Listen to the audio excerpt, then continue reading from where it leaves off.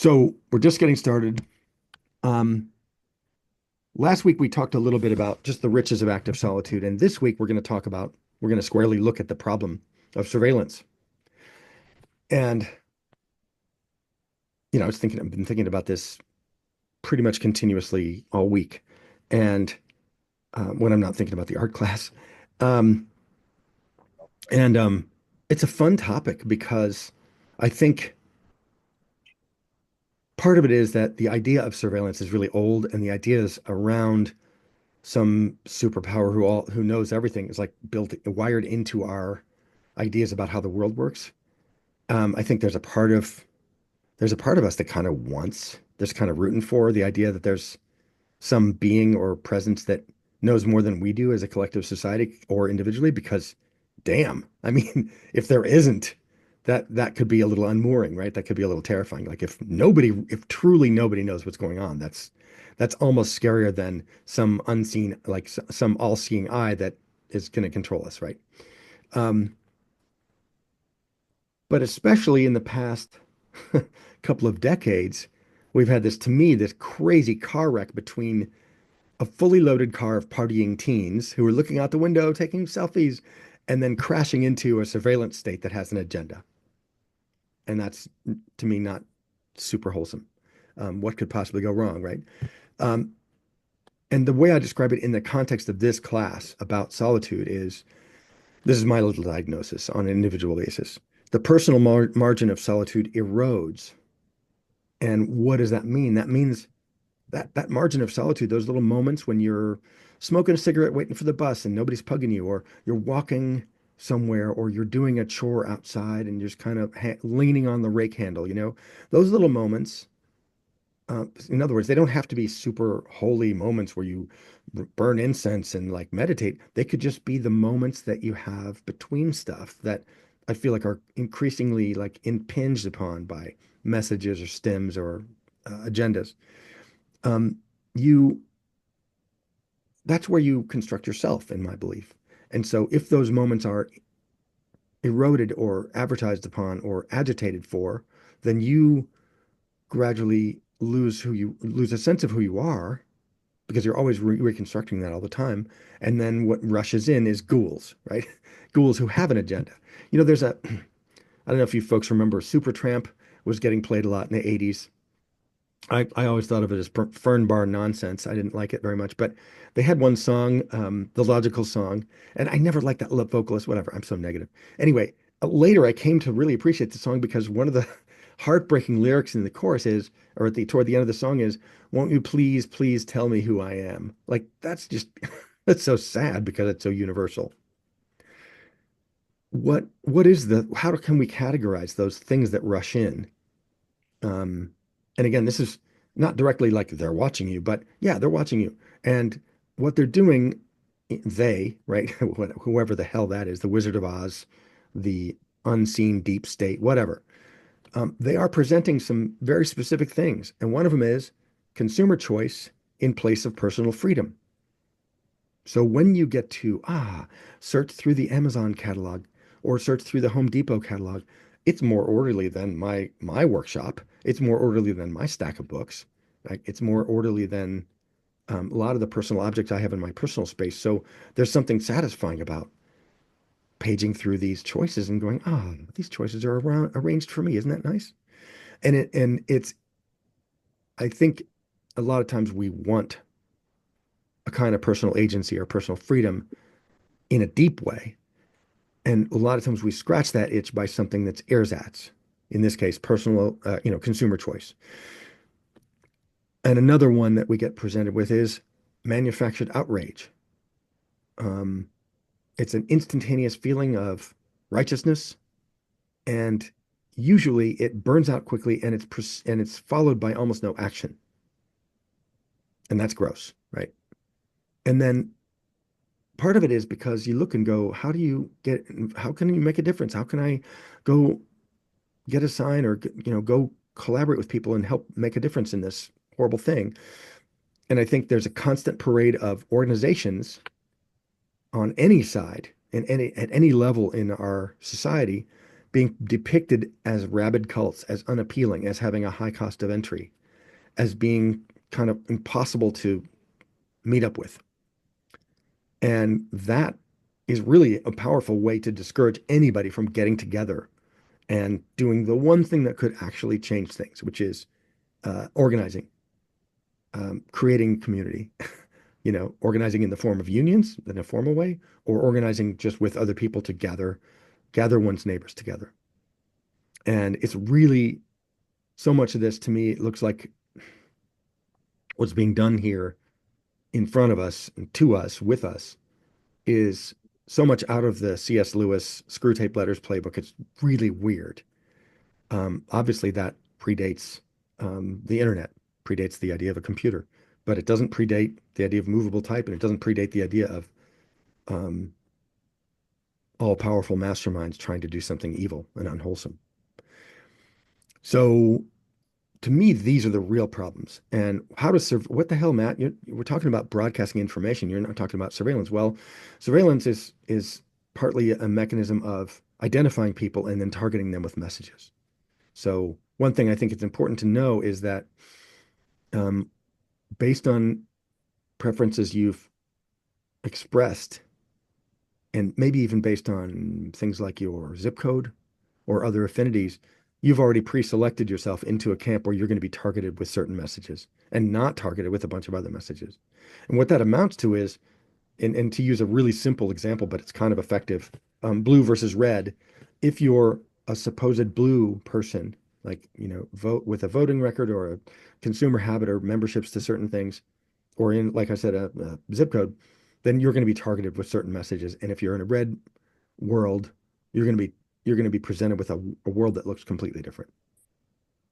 And anybody who disagrees with me, please say so. Like, let me know if I'm off the mark. And I know I'm kind of saying some stuff that's super obvious, but I just want to kind of anchor this. Last week we did talking about what active solitude brings us, because I wanted to start with the positive, because that's a direct violation of my basic personality tendencies.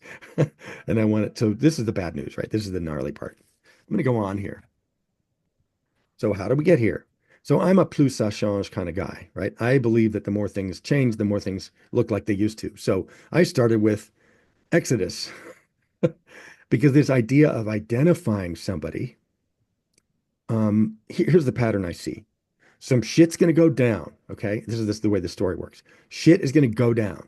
God's going to take wrath down. And so we better prepare by identifying ourselves, right? And that sounds like a great idea in some cases. In some cases, it's like, oh, nope, you self-identified, now you're in trouble. But in Exodus, that whole idea of painting the lintel, I learned that in college at Loyola in my intro to Old Testament class. And I'd never been exposed. I didn't understand that. I didn't know that idea. I had never come across that story before. And it's fascinating to me that this thread runs so deep in our culture. Um, and of course, there are lots of different facets of that story, but I think it, I think it's pertinent to this idea of surveillance, of targeted surveillance or targeted messages. And then you have 1920s, this big fat quote from a book called IBM and the Holocaust, which is um, this brings in the concept of technology playing a role. And lest anybody think that a bunch of neck nerds would never do anything sinister, this has a rich and varied and storied history of people making money hand over fist in the face of absolutely knowing that the tools they're curating and providing are being used for unwholesome ends and sinister ends and terrifying ends. So this is not something new. Like, oh my gosh, everything was fine until, Elon Musk showed up. No, no, this is a rich tradition. And I'm sure there are plenty of other ones, but this is the one. If anybody hasn't read the book or come across this book, IBM and the Holocaust, it's a real page turner. I wasn't able to find the letters from the U.S. headquarters in my quick search. The U.S. headquarters of IBM wrote to the Berlin office of IBM and said, please stop sending us news dispatches about how these things are being used. Just send us the money. right? They did not want to know. They didn't want it on the record, but a pesky reporter came and found their archives and put this book together. So it's pretty incriminating. And then you have this is where, and Floyd, I hope you have an opinion about this, and you're welcome to chime in. 1990 is to present, 1999 to present. So Pets.com is a famous case of the high watermark of irrational exuberance with regard to technology stocks. Um, the sock puppet, I didn't find the sock puppet mascot, but Pets.com was hilariously funny and also painful for whoever worked there or invested in it. But investors class together and they get into their little tribe mind and they decide that I got irrational returns at one point. Therefore, anybody who doesn't give me these irrational returns every quarter is going to get kicked to the curb. And so now we're looking at the way people treat AI. And I'm bringing this in because I think this conversation about surveillance and the machine and the robot and whatnot has to be understood. The ones going now today could be understood best by thinking, the people who are trying to attract investors into various schemes or techniques or uses for like AI specifically are trying to rise above a din of irrational claims, crazy claims, outlandish claims. And so when those claims reach the public, the non-investor public, or maybe the non-technical public, they sound crazy and it also sounds kind of like terrifyingly sinister. And I think people who, like Floyd and I both worked for the robot in various places over the years. Um, we met in the bowels of the robot in Boulder. And I I feel like a certain amount of hmm, skepticism about how much potential there is for AI to actually deliver on any of the good or bad um, promises that are being thrown around. Um, there may be a few things that it does that solves, but in fact, most of the people who are betting their money on it are going to wind up going home without their money. And a lot of the products that are being sold now with AI as the flavor of the month are going to be they're going to look really stupid in 6 months, 6 years, whatever. Um, so I'm going to stop here from a pause for a moment here. I know I'm throwing a lot of info at you, but this is a fun one to me. Does anybody have any thoughts or contributions or any responses?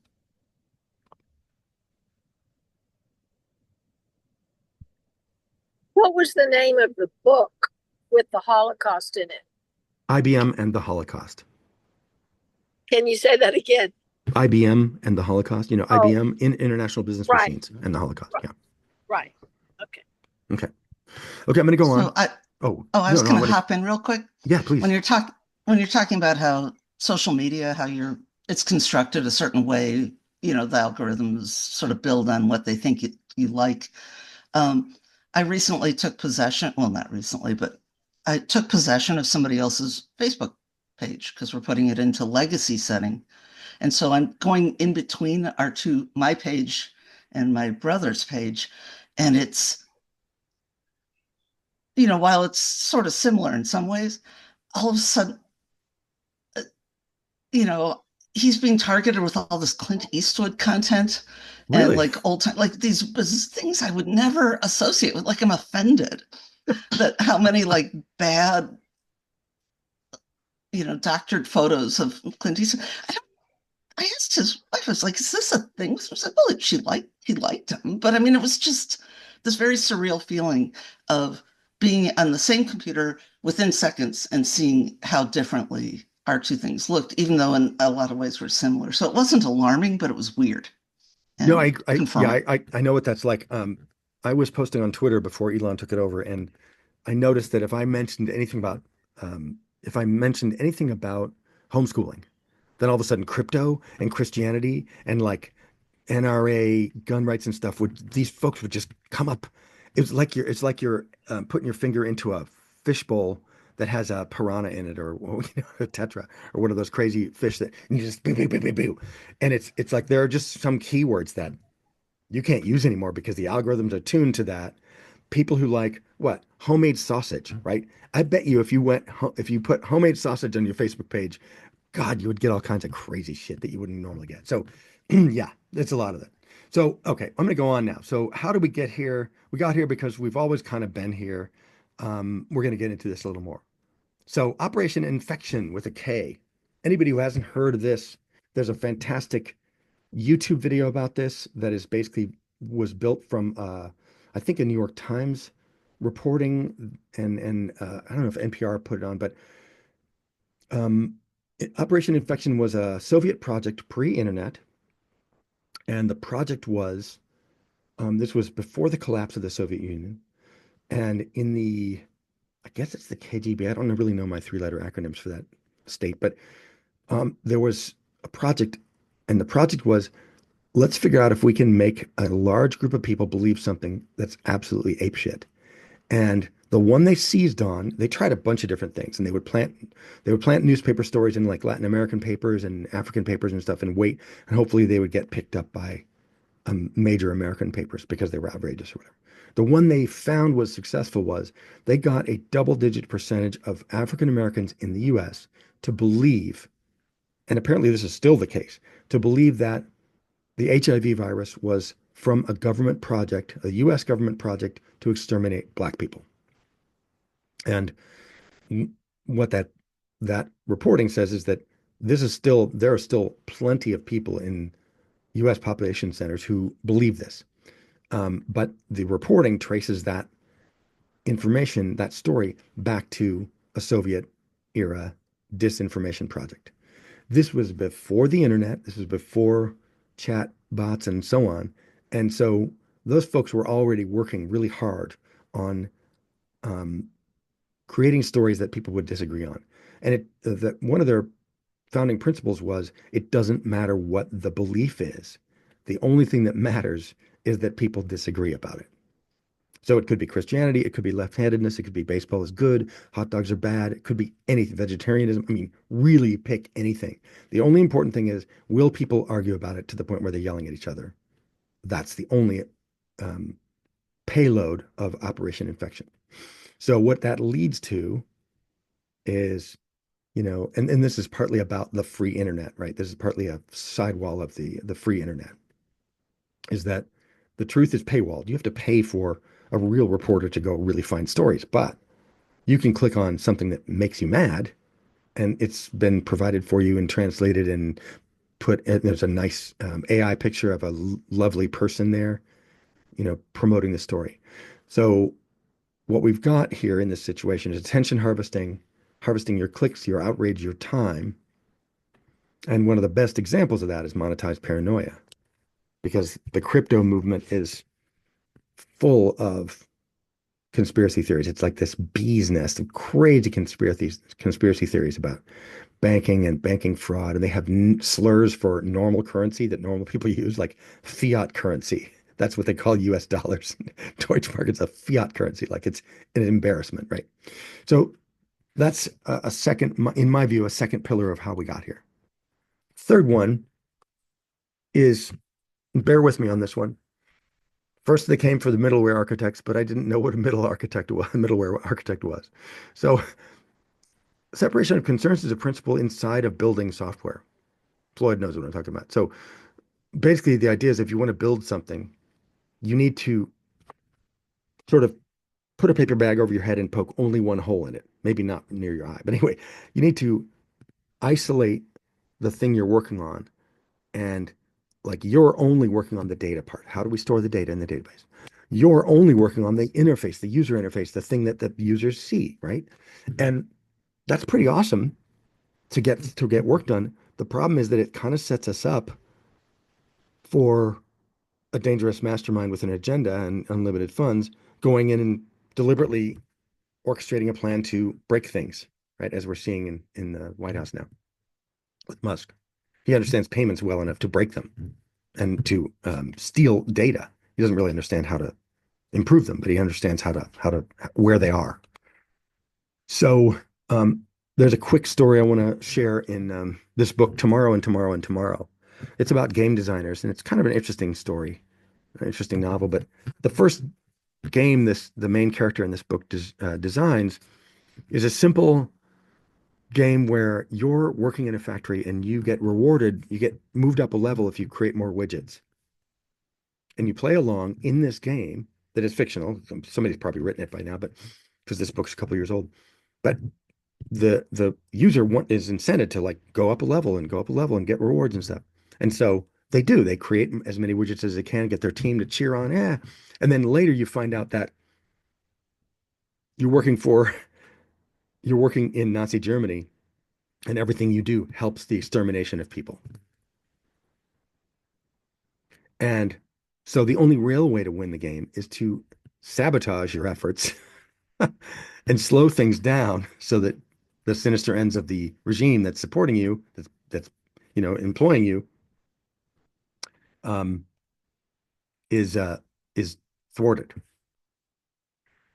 But it's an interesting story because the reveal is powerful, right? So separation of concerns is what enables me to work on this. And I don't know who's hiring me. I don't know who's invested in this company. I'm just working on my widgets. I get a little carrot when I get a widget done, and that's beautiful, right? And yes, Melanie, all really huge lies that are effective have one grain of truth in them at least, right?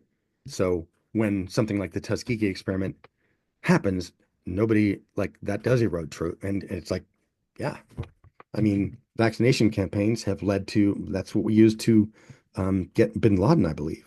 So, when somebody comes to your door and says, "No, we're just trying to vaccinate your children," it's like, yeah, and okay. So, I want to review briefly. I know I'm talking a lot here. I want to review briefly what we're doing in March. So, we talked about the riches of active solitude last week, and today we talked now about problems with surveillance. And next week, we're going to talk about unplugging the robot, right? What's the point? Because I feel like this is a little panicky and I don't mean to be feeding paranoia. I just wanted to kind of materialize the concerns I have and how I think they're shaped. Um, and then welcome back to reality and building resilience are about, forming communities and kind of taking ownership of your own view of reality in a wholesome way, which is what we're doing here. Time to journal. Time for Matt to stop talking and for people to journal. So I want to see tops of heads, as Sasha says. Um, you can pick any of these. You can pick one at the top of each page.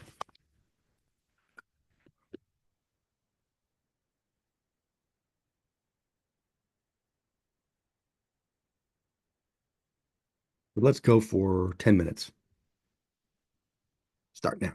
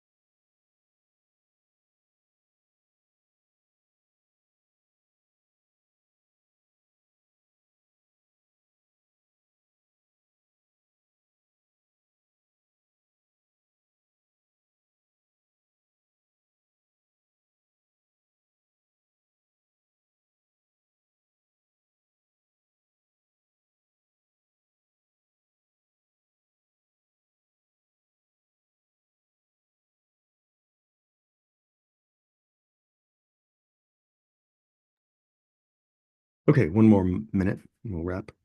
Go to the next thing.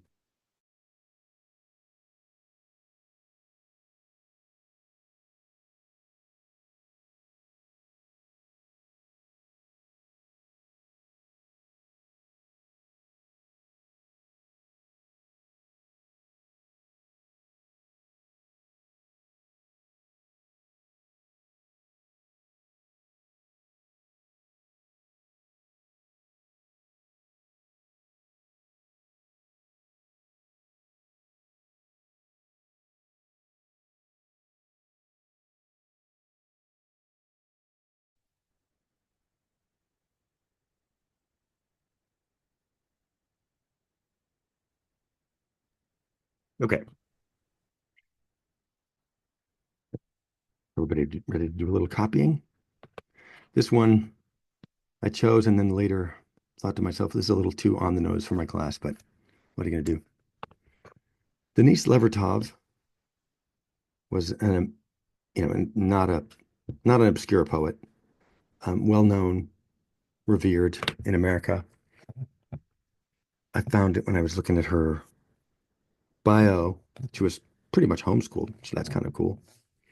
So if she were writing on the internet today, if she were posting things, I think she's passed on by now, but she would probably be getting all kinds of spam about Second Amendment rights and crypto and stuff. Anyway, so I'm going to read this out and then I'm going to go line by line a little bit and then we'll do some breath work. Witness. Sometimes the mountain is hidden from me in veils of cloud. Sometimes I am hidden from the mountain in veils of inattention, apathy, fatigue. When I forget or refuse to go down to the shore or a few yards up the road on a clear day to reconfirm that witnessing presence. Okay, now I'm going to go line by line. Paul, keep your eyes on the road. Okay. Witness by Denise Levertov. Sometimes the mountain is hidden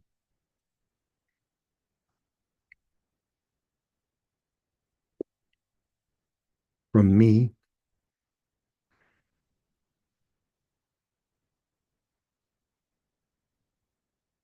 in veils of cloud.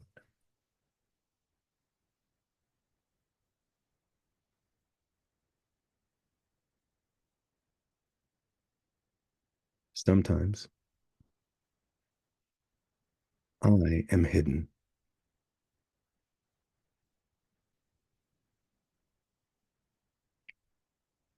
from the mountain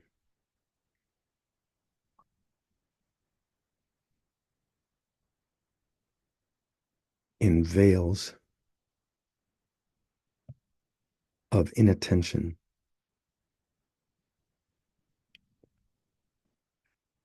apathy,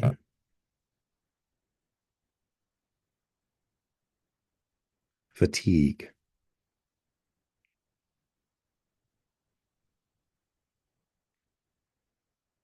When I forget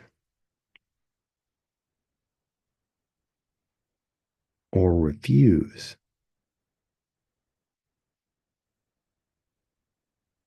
to go down to the shore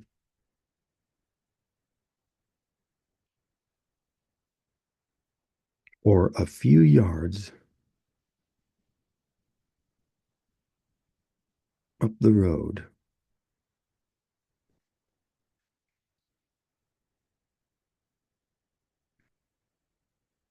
on a clear day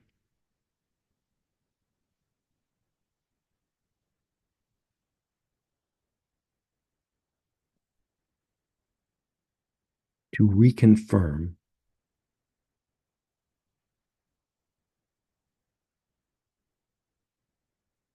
not witnessing presence.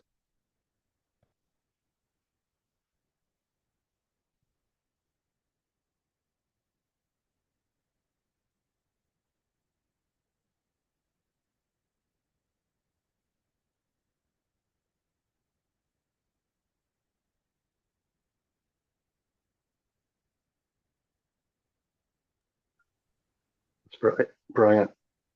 Nice one, huh? Little like soup right on the nose. If I had found this in the first week, I would have been like, okay, we're done with the class. Okay, 30 breaths. Let's do 30 breaths, and then we'll do some box breathing. And we're not gonna, I don't think we'll have time for a visualization yet this time around. Let's see here. Boom. Okay, so get comfortable unless you're driving. Keep your eyes open if you're driving. If you're not driving, do what I say, if you like. So sit up straight, tuck your chin in a little bit. This Paul, attentively driving. Good. I'm going to do 3 sets of breath. The first ones are just super normal. If anything I can do could ever be called normal, I'm going to do 10 unremarkable breaths. How's that? Okay. So just in through the nose and out through the mouth. In and out. In and out. So smell a flower and blow out a birthday candle. In and out. A little slower. In and out. And in and out. And deeply in and out. And in and push it all the way out. In and out. Last one this way. In and out. Now we're doing 3 counts in. In, 2, 3, out, 2, 3. Good. And in, 2, 3, out, 2, 3. Deeply in through your nose, 3, and out through your nose, 2, 3. In, 2, let it change your posture, and out, 2, 3. And in very actively, 2, 3, and out, 2, 3. And breathe in, 2, 3, out, 2, 3. In, 2, 3, out, 2, 3. In, 2, 3, out, 2, 3. Deeply in, 2, 3, out. Push it all the way out. 3. Last one this way. In, 2, 3, out, 2, 3. Okay, pause and breathe normally for a little while. Just gently breathe through your nose, eyes closed. I'm going to do some box breath, and we're just going to do some. We're going to do more than 10, probably do like maybe 20 or 30. Box breaths are awesome. They're just very tasty. So let's enjoy this. I'm going to count them in 4s, and then I might go a little longer. So in, 2, 3, 4, hold, 2, 3, 4, out, 2, 3, 4, hold, 2, 3, 4. In with energy, 2, 3, 4. Hold, tuck your chin in, 3, 4, out, 2, 3, 4. Hold, 2, 3, 4. Suck it in through your nose. 2, as deep as you can. 3, 4. Hold it. Pick up a pencil with between your legs. Raise your Kegel muscle, whatever you want to call it. 3, 4, and let it go. Out. 2, 3, 4. Relax your stomach. 2, 3, 4. Now we're going to go in with a lot of energy. In. 2, 3, 4. Hold it. 2, and now suck in your lower tummy. 2, 4. Push it out. Let go of your tummy. 2, 3, 4, and relax. Hold it out. 2, 3, 4. Coming in. 2, 3, 4. Shoulders back. Hold it. 2, 3, 4. Now let it go and push it all out. 2, 3, 4. You're a wet noodle when you're holding it out. 2, 3, 4. In as steady as you can. 2, 3, 4. Hold it. Pinch your shoulders back. 3, 4. Let them go. Out. Blow it out. 2, 3, 4. And hold it. You're kind of limp. 2, 3, 4. Take it in with energy. In. 2, 3, 4. Hold it. 2, 3, 4. Push it out. 2, 3, 4. Let it go.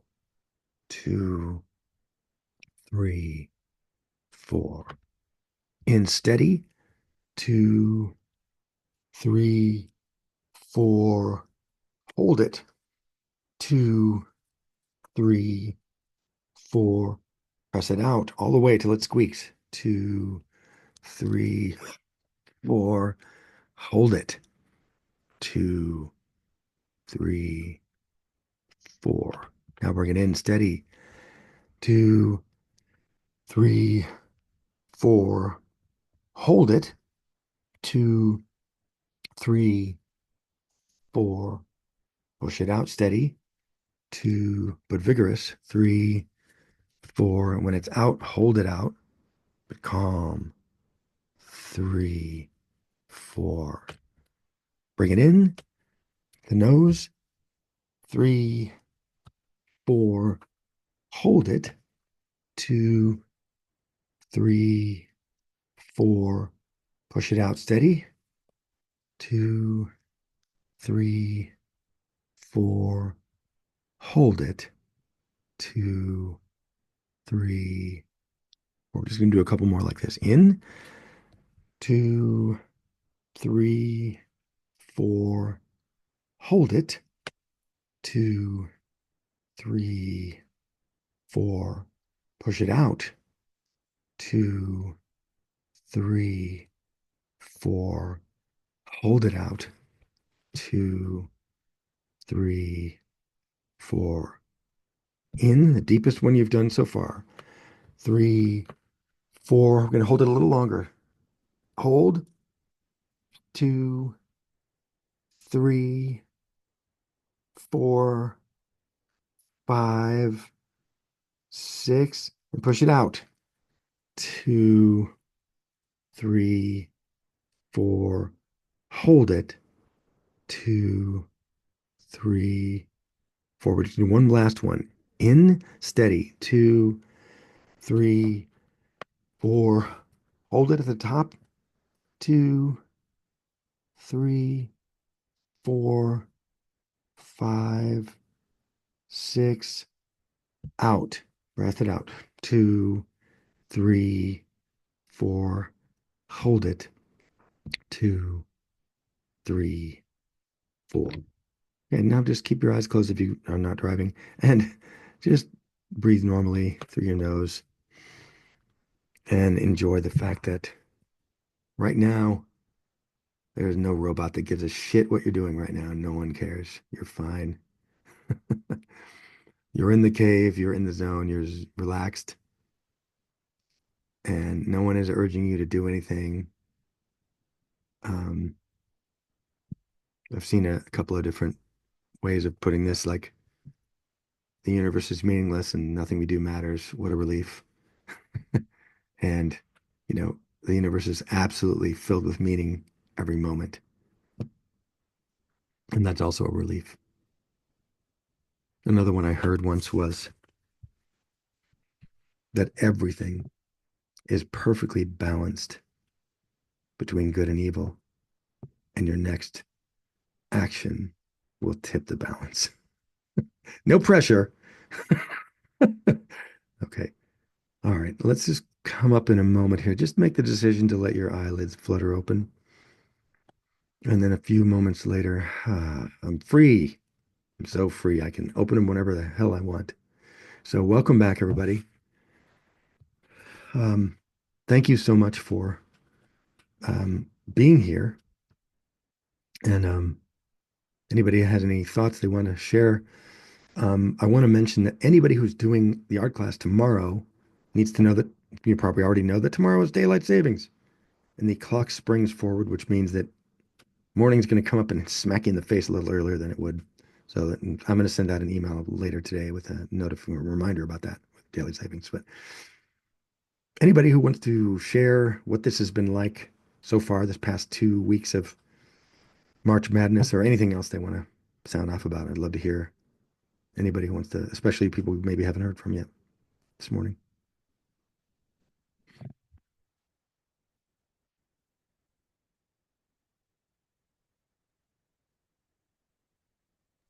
So I would just make a comment about the outrage thing because I think the outrage machine is just turned on full blast right now for Oh yeah.